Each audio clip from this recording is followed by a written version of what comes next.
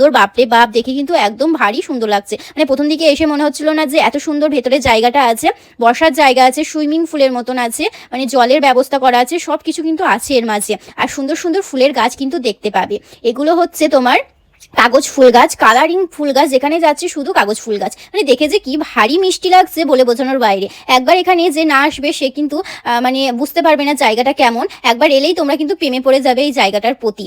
খুবই সুন্দর জায়গা। আর এখানে সূর্যের আলোতে গাছগুলো দেখো কি সুন্দর না দেখতে লাগছে। ফুলগুলো যেরকম দেখতে সুন্দর লাগছে, গাছগুলোও কিন্তু সেরকম বেশ ভারী মিষ্টি দেখতে লাগছে। আর তার মাঝে তোমরা দেখতে পাবে অসংখ্য ফুলের গাছ আছে। আর এখানে নারকেল গাছ আছে, মনে হচ্ছে নারকেল গাছগুলো প্লাস্টিক লাগিয়েছে এরকম মনে হচ্ছে। আর তার মাঝে এই মাঝখানে করে দেখতে পাচ্ছ এখানে জলের ব্যবস্থা করা আছে, কিছু খাওয়া দাওয়ারও ব্যবস্থা করা আছে অনেকটা দূরে।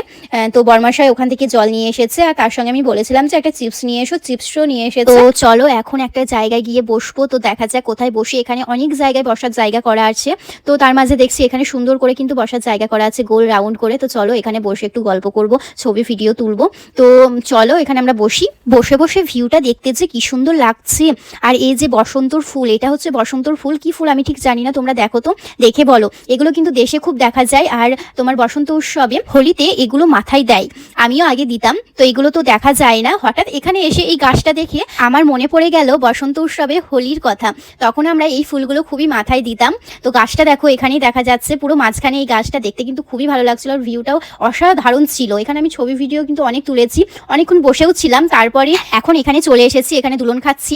আবার ওইদিকে অনেক কিছু তোমার খেলনার মতন আছে। তো চলো ওইদিকে গিয়ে দেখা যাক কি কি আছে। এই যে একটা বাঘ আছে, বাঘের সামনে অনেক ছবি তুলছে, অনেকেই ছবি তুলছে। তো আমি বললাম যে দেখো আমি বাঘের ওপর চেপে ছবিটা তুলবো। তো বর্মাশাই এখানে ছবি তুলে দিচ্ছিল। তারপরে এই সাপটাকে আমি বলছিলাম হেই অ্যানাগুন্ডা তুই আয় আয়, এরকম করে অনেক কিছু মজা করছিলাম। তারপরে এই যে শুরুতে এইটা না আমার খুব ভালো লাগে, কিন্তু খুব ভয় লাগে। তো চলো অনেক সাহস নিয়ে উঠেছি, এবার আমাকে নিচে নামতে হবে শুরুতের মতন। বর্মাশাই এখানে বলছিল যে তাড়াতাড়ি নামো তাড়াতাড়ি নামো। আমার তো উঠেই একদম ভয় লেগে গেছে, অনেকটা কিন্তু বড় এটা।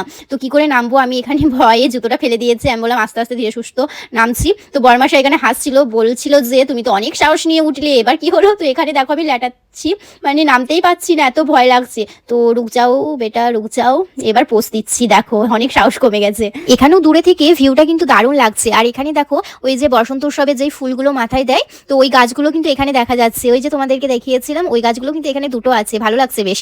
আর ওই একটু দূরে দেখতে পাচ্ছ ওটা তোমার জিরাফ মনে হয়, অনেকটা বড়। ওর তো উপরে উঠতে পারবো না আমি, তো দাঁড়িয়ে আমাকে ছবি তুলতে হবে। তো ওখানেও আমি ছবি তুলেছি অনেকগুলো। এবার দেখো সূর্য ডুবো ডুবো হয়ে একদমই চলে এসেছে। তো চলো এবার বাড়ির উদ্দেশ্যে যেতে হবে, একটু টুকটাক ঘুরে নিয়ে। অনেকটা বড় পার্ক, ঘুরতে ঘুরতে পুরো সন্ধে হয়ে গেছে। তো এবার যেতে হবে।